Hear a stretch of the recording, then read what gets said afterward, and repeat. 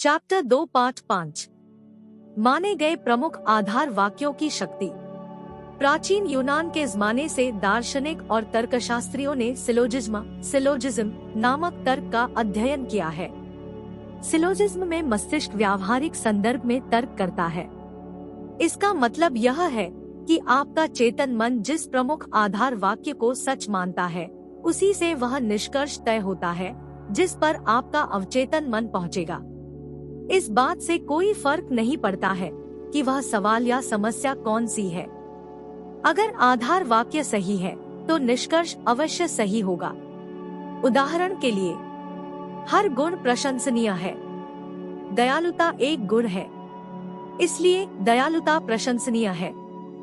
या यह सभी निर्मित चीजें बदलती और खत्म होती है। मिस्र के पिरामिड निर्मित चीजें हैं, इसलिए पिरामिड बदलेंगे और खत्म होंगे। पहले वाक्य को प्रमुख आधार वाक्य कहा जाता है और सही आधार वाक्य से सही निष्कर्ष निकलते हैं। कॉलेज के एक प्रोफेसर ने न्यूयॉर्क सिटी के टाउन हॉल में मस्तिष्क विज्ञान पर मेरे कुछ भाषण सुने। वे बाद में मुझसे मिलने आए। उन्होंने मुझसे कहा, मेरे जीवन में हर चीज गड़बड़ है। मैं अपनी सेहत, दौलत और मित्र गवा चुका हूँ। मैं जिस चीज को छूता हूँ बिगड़ जाती है। मैंने उन्हें समझाया कि उनकी समस्याएं तार्किक रूप से उनके आत्मविनाशक प्रमुख आधार वाक्य से उत्पन्न हुई है। अपने जीवन को बदलने के लिए उन्हें अपने चिंतन में एक नया प्रमुख आधार वाक्य स्थापित करना होगा। उन्हें इस विश्वास को सही मानना होगा कि उनके अवचेतन मन की असीमित बुद्धिमत्ता उन्हें आध्यात्मिक, मानसिक और भौतिक मार्गदर्शन दे रही है, निर्देशित कर रही है और समृद्ध बना रही है। जब वे ऐसा कर लेंगे तो उनका अवचेतन मन अपने आप उन्हें समझदारी से निर्णय लेने के लिए निर्देशित करेगा, उनके शरीर का उपचार कर देगा और उनकी मानसिक शांति लौटा देगा। प्रोफेसर ने अपने जीवन की मनचाही तस्वीर बनाई। उनका प्रमुख आधार वाक्य यह था, असीमित बुद्धिमत्ता हर तरीके से मुझे मार्गदर्शन दे रही है। मैं पूरी तरह स्वस्थ हूँ और मेरे मस्तिष्क तथा शरीर में सामंजस्य का नियम काम करता है। मेरे पास सौंदर्य, प्रेम, शांति और प्रचुरता है। सही कर्म और देवी विधान के सिद्धांत मेरे पूरे जीवन पर शासन करते हैं। मैं जानता हूँ कि मेरा प्रमुख आधार वाक्य जीवन के शाश्वत नियमों पर आधारित है और मैं जानता, महसूस करता तथा विश्वास करता हूँ कि मेरा अवचेतन मन मेरे चेतन मन की विचार प्रकृति के अनुरूप प्रतिक्रिया करेगा। बाद में उन्होंने मुझे अपनी प्रगति की जानकारी देते हुए लिखा, मैंने अपने प्रमुख आधार वाक्य को धीरे धीरे, शांति से और प्रेम से दिन में कई बार दोहराया। मैं जानता था कि वे मेरे अवचेतन मन की गहराई में उतर रहे हैं। मुझे यकीन था कि मुझे मस्तिष्क के नियमों के आधार पर परिणाम मिलेंगे। मैं आपके साथ हुई बातचीत के लिए बहुत कृतज्ञ हूँ और मैं यह भी कहना चाहूँगा कि मेरे जीवन के सभी क्षेत्रों में बहुत सुधार हो रहा है। यह कारगर है। अवचेतन मन बहस नहीं करता है। अवचेतन मन बहुत समझदार है, यह सभी सवालों के जवाब जानता है। बहरहाल इसे पता नहीं होता है कि यह जानता है। यह आपके साथ बहस नहीं करता है या पलटकर जवाब नहीं देता है।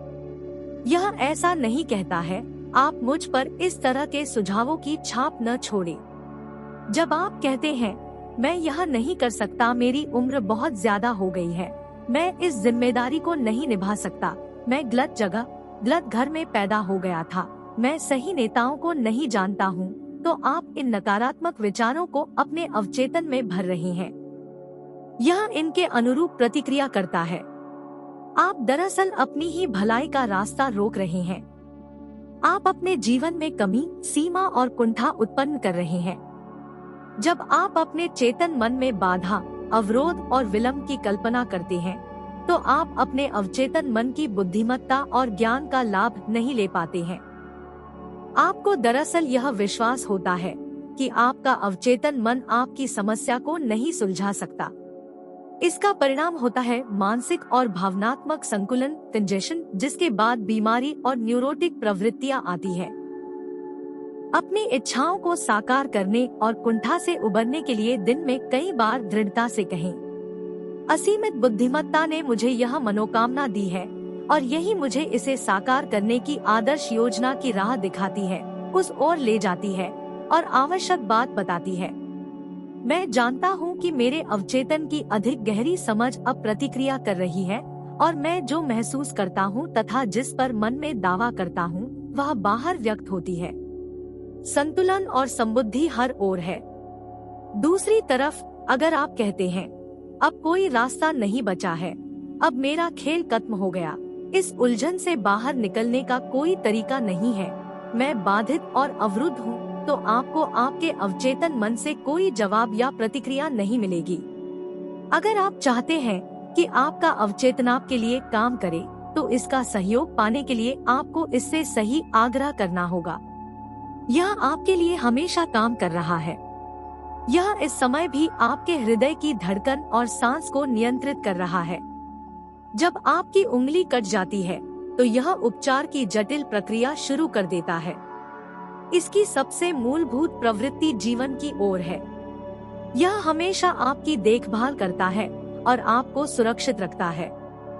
आपके अवचेतन के पास अपनी खुद की बुद्धि है, लेकिन यह आपके विचारों और छवियों के पैटर्न को स्वीकार कर लेता है। जब आप किसी समस्या का जवाब तलाशते हैं, तो आपका अवचेतन प्रतिक्रिया करेगा, लेकिन यह आपसे उम्मीद करेगा कि आप अपने चेतन मन में किसी सच्चे निर्णय या फैसले पर पहुंच जाएं। आपको यह मानना होगा कि आपके अवचेतन मन के पास जवाब है। अगर आप कहते हैं मुझे नहीं मालूम कि कोई रास्ता है भी या नहीं, मैं पूरी तरह दुविधा और उलझन में हूँ, मुझे जवाब क्यों नहीं मिलता, तो आप अपनी प्रार्थना को नकार रहे हैं। समय काटते सैनिक की तरह आप ऊर्जा का प्रयोग तो करते हैं, लेकिन आगे नहीं बढ़ते हैं।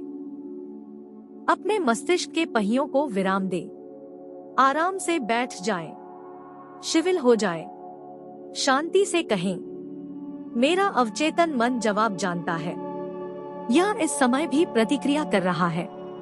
मैं धन्यवाद देता हूँ क्योंकि मैं जानता हूँ कि मेरे अवचेतन की असीमित बुद्धिमत्ता सारी बातें जानती है और मुझे इस वक्त आदर्श जवाब दे रही है। मेरा सच्चा विश्वास मेरे अवचेतन मन की बुद्धिमत्ता और ज्ञान को मुक्त कर रहा है। मुझे खुशी है कि ऐसा हो रहा है।